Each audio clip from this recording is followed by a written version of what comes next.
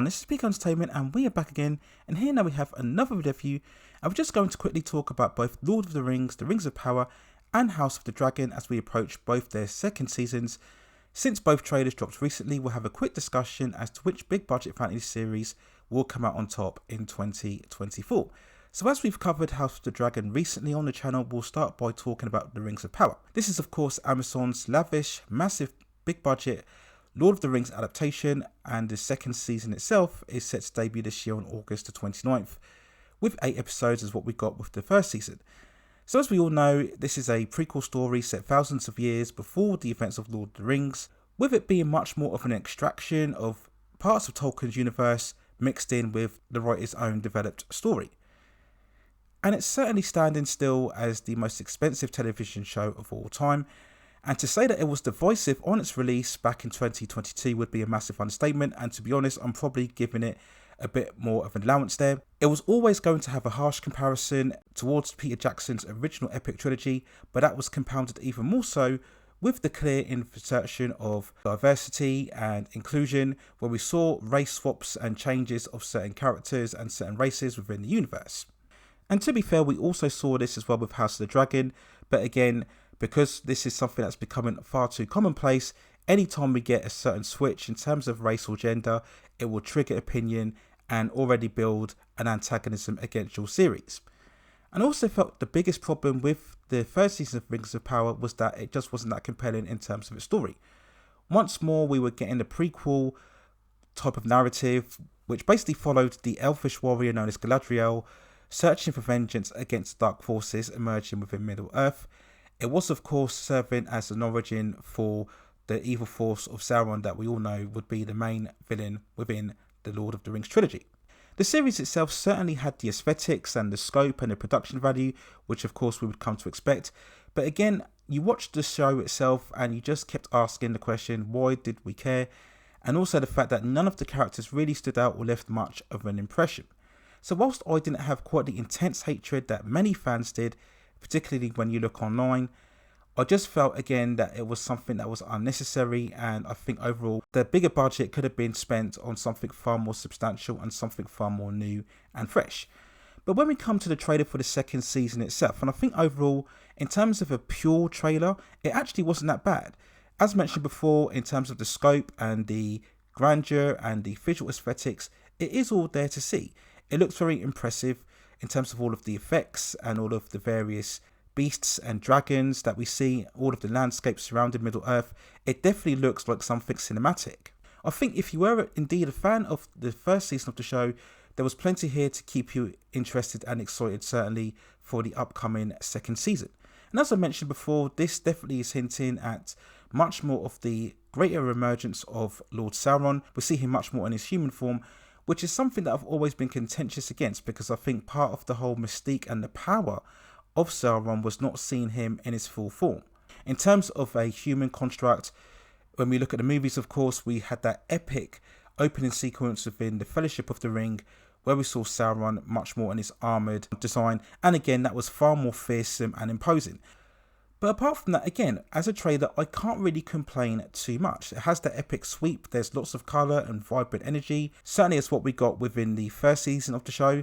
And to be fair, that season did have some standout moments. Now I suppose the real challenge is to whether they can make Sauron a compelling antagonist and give him enough depth that he can really kind of carry the show and keep us compelled to him all throughout the entire season.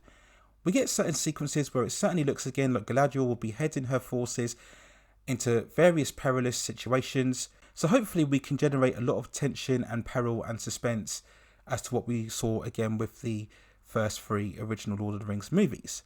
So at the same time, I would say if you weren't a fan of the first season, I don't think there would be anything here so far to convince you that the show will be anything otherwise. Again, whether you are prepared to give it another shot and see if the second season can improve, which is what we've seen with a lot of television shows of the classic era, where the first season didn't quite hit the mark, and then if you stay with it for the second and third season, that's when the show would really find its footing and become much more of a certified hit. So we do know that Amazon plans to carry this show on for at least 5 seasons because of that massive budget. there was no way that this would be cancelled after the first or second season, as what we see with a lot of Netflix shows. Amazon wants to spare themselves any embarrassment of throwing away such large amounts of money. But the problem, I think, with Rings of Power is, of course, the competing forces, not only with House of the Dragon, but also the fact that we had the recent news that Peter Jackson will be returning for a new Lord of the Rings movie sometime in 2026, alongside Andy Serkis, who will be also directing. So again, we're going to have further comparisons later down the line, as Rings of Power will probably be hitting its third, maybe its fourth season by the time that Peter Jackson movie comes out. So once more, the show will come under a lot of scrutiny, especially if the movie that comes out in 2026 goes on to find a lot more favour, similar to what we saw within the movies. But in terms of competition, we'll talk more recently then. So overall, not a bad trailer at all, but we'll wait and see when the show debuts as to whether it can be a massive improvement as to what we got with the first season. So in terms then of talking about competition, we will move over now to House of the Dragon, which I think it's safe to say definitely came out on top when both of the shows debuted back in 2022. If Lord of the Rings of Power proved to be very divisive, then House of the Dragon was definitely a home run. Even more impressive given the very divisive nature of the final season of Game of Thrones. Despite it also being a prequel story, it managed to win a lot of fans over with its epic scope, just like the Rings of Power. But the difference here was that we had very complex and compelling characters, whether it was Alicent, Princess Rhaenyra or Daemon, and of course, towering above them all was King Viserys as well. And I think that was the key difference there, is that we were much more invested, despite all of the time jumps which proved to be beneficial and sometimes to the show's detriment. But because we really did get a grasp on the characters, and it really did establish each of their personalities and what they were fighting for, which was ultimately the goal of apprehending the Iron Throne.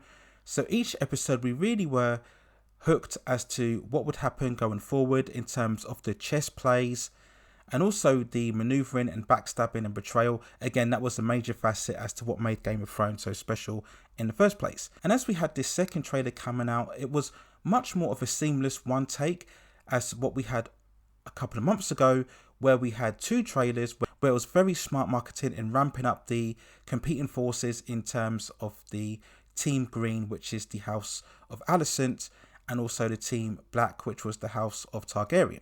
And whilst it didn't really have big reveals in terms of the story, overall we just know that there will be a continued amplification of the major battle between the two houses.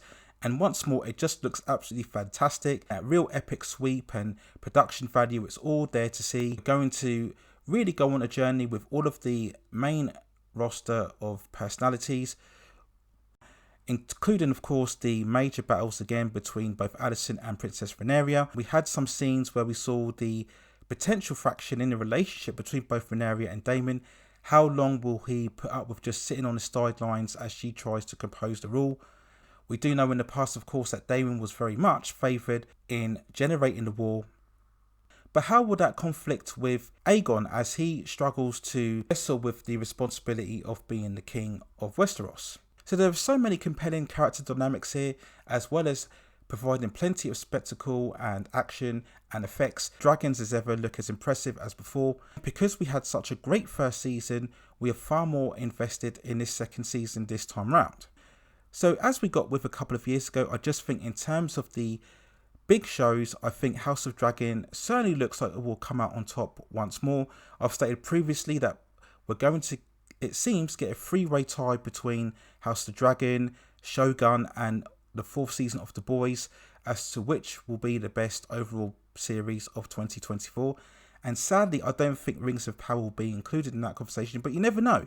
It may surprise us and really come out the gates flying and really hook us this time around. And I think the main difference will be that Rings of Power will this time have much more lowered expectations. So if it comes out being not as bad or average or quite good this time around, then maybe that will somehow manage to sway the opinion of some, if not all of the fans, that Rings of Power can indeed be a show that's worth investing in. But right now, as both trailers were recently released, I would definitely hedge all of my bets on House of the Dragon. So those are my overall thoughts and feelings when looking at both trailers that were recently released for the second seasons of Lord of the Rings of Power and also House of the Dragon. Let me know what you think in the comments below, and as always, when both shows debut, I will be providing reviews of the opening episodes, any standout episodes in between, and also an overall series review, so look out for all of that great content in the future. But if you have any other suggestions regarding any other movies, television, or any other topics within the pop entertainment and culture scene that you'd like to see me cover within the channel, also let me know and I'll see if I can provide additional content for you on that subject matter within the future. Please hit like the subscription and notification buttons so I can provide you with more high quality content like this in the future. But that's it for now. Take care of yourselves, and I will see you very, very soon.